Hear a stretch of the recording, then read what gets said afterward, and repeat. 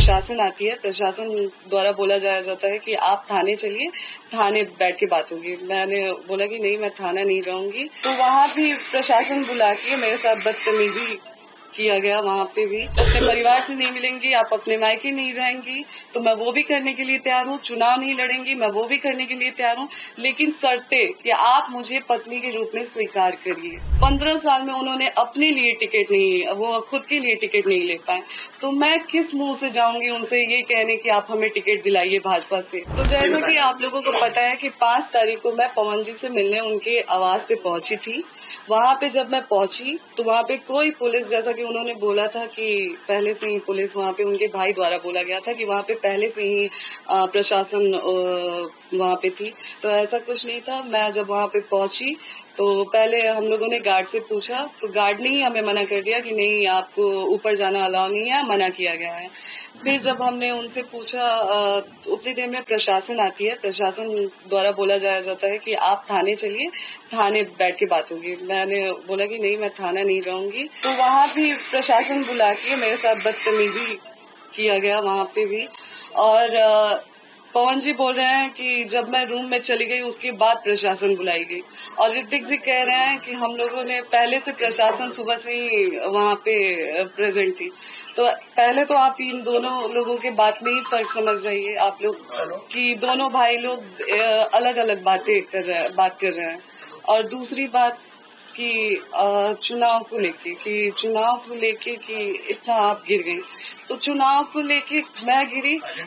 मैंने उसके बाद भी एक वो डाला कि पोस्ट डाला कि अगर आप मुझे पत्नी रूप में स्वीकार करते हैं तो मैं आज भी चुनाव लड़ने के लिए मना कर रही हूँ और मैं चुनाव नहीं लड़ूंगी। मैं यहाँ तक भी बोल रही हूँ कि अगर आप मुझे बोलेंगे कि आप अपने परिवार से रिश्ता खत्म कर दीजिए, आपके साथ अगर आप मेरे साथ ये भी कंडीशन रखते हैं कि आप अपने परिवार से नहीं मिलेंगी, आप अपने मायके नहीं जाएंगी, तो मैं वो भी करने के लिए तैयार हूँ। चुनाव नहीं लड़ेंगी, मैं वो भी करने के लिए तैयार हूँ, लेकिन शर्ते कि आप मुझे पत्नी के रूप में स्वीकार करिए तब।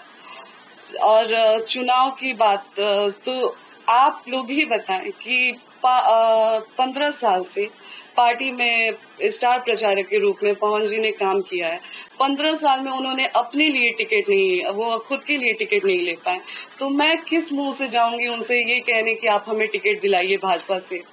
मेरा ये सवाल है कि किस मुंह से आखिर मैं जाऊंगी। पहले वो अपने लिए तो टिकट ले लें, फिर तो वो हमें दिलाएंगे। जो 15 साल में कार्यकर्ता के रूप में काम किए पार्टी में, फिर भी उनको पार्टी के द्वारा टिकट नहीं मिला, तो वो हमें टिकट क्या दिलाएंगे।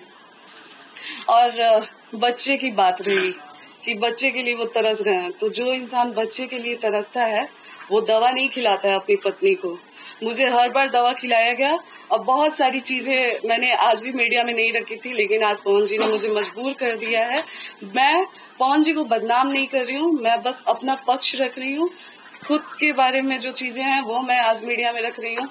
पवन जी द्वारा मुझे जब दवा खिलाया जाता था, उस चीज के विरोध में जब मैं बोलती थी, तो मुझे इतना टॉर्चर किया गया कि मैंने स्लीपिंग पिल्स खा लिया था, नींद की गोली, उस समय उनके भैया रानू भैया जी थे, और उनके टीम मेंबर में से दीपक भैया थे, विक्की जी थे। रात के 2 बजे वो लोग मुझे उठा के हॉस्पिटल ले गए और वहाँ पे मेरा इलाज हुआ। हॉस्पिटल का नाम मैं आपको दिखाती हूँ। कौन सी दवा देते थे ज्योति जी, बता सकती है क्या? जी, वो जो गर्भपात का दवा खिलाते थे। और अच्छा, आपने कंडीशनल जवाब दिया ज्योति जी, अगर मान लीजिए बीजेपी, जेडीयू, आरजेडी कोई आपको अपनी तरफ से टिकट ऑफर करती है, तो क्या आप चुनाव लड़ना चाहेंगे? अगर पवन जी पत्नी के रूप में मुझे स्वीकार करते हैं, तो मैंने पहले भी बोला है और अभी भी बोल रही हूँ कि मैं चुनाव नहीं लड़ूंगी। और अगर पवन जी मुझे पत्नी के रूप में स्वीकार ही नहीं करते हैं, तो आज मैं भी समाज से पूछना चाहूंगी, क्या मुझे जीने का हक नहीं है? अगर पत्नी के रूप में वो मुझे स्वीकार करते ही नहीं है, तो मैं कहाँ जाऊँ? क्या मैं अपने लिए खड़ी नहीं हूँ? क्या मैं एक ऐसी औरत बन के रह जाऊं कि लोग मुझे देख के ये सोचे कि मैं हार गई अपनी चीजों से? आज मुझे कई महिलाएं देख के उनको हिम्मत मिल रही है, कई महिलाएं मेरे लिए खड़ी हैं। आप चुनाव लड़ेंगे पवन सिंह के खिलाफ? अगर वो अगर ये मौका मिलता है तो आप चुनाव लड़ना चाहेंगे इनके खिलाफ? आप लड़ेंगे, इनके खिलाफ लड़ेंगी? बात चुनाव की है ही नहीं। देखिए उन्होंने तो पूरे बात चुनाव पे ही डाल दी है। जी, उन्होंने कहा कि चुनाव की वजह से आप एकदम से अगर वो वापस पत्नी दिखा के रूप में स्वीकार नहीं करते हैं तो मेरे पास फिर कोई रास्ता ही नहीं है। चुनाव लड़ेंगे। जी, किसी से बात चल रही है आपकी, किसी पार्टी से? कौन देगा टिकट? फिलहाल देखिए अभी तो कुछ टाइम से मैं यहीं पे हूँ, तो मेरा जो भी बातचीत हो रहा था वो अभी फिलहाल इन सब चीजों में इतनी बुरी तरह से मैं वो हो गई हूँ कि अभी फिलहाल मेरी किसी से कोई बातचीत नहीं है। सीट से लड़ जाएंगे? नहीं, मेरा इंटेंशन ये नहीं है कि मुझे पवन जी के खिलाफ लड़ना है। बाकी पार्टी मुझे जहाँ से अगर लड़ाती है या फिर पार्टी टिकट देती है तो फिर जैसा पार्टी का आदेश होता है वैसा। जी, मैंने बोला कि इतने टाइम में मेरी थोड़ी सी पार्टी से संपर्क टूट गई है जहाँ पे बातचीत।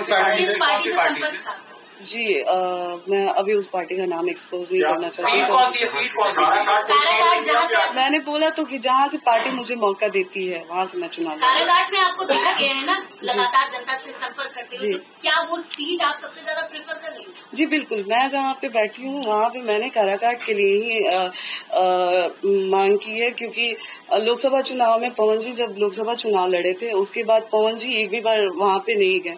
लोगों की उम्मीद, जो 2,75,000 लोगों ने उनको वोट दिया था, उन लोगों की भी इमोशंस के साथ खिलवाड़ हुआ। और आप मुझे ब्लेम किया जा रहा है कि आप राजनीति के लिए ये सब कर रहे हैं। राजनीति के लिए तो आप इतने गिर चुके हैं कि आज आप जो 2,75,000 लोगों ने आपको वोट दिया है आप उनके भी नहीं हुए।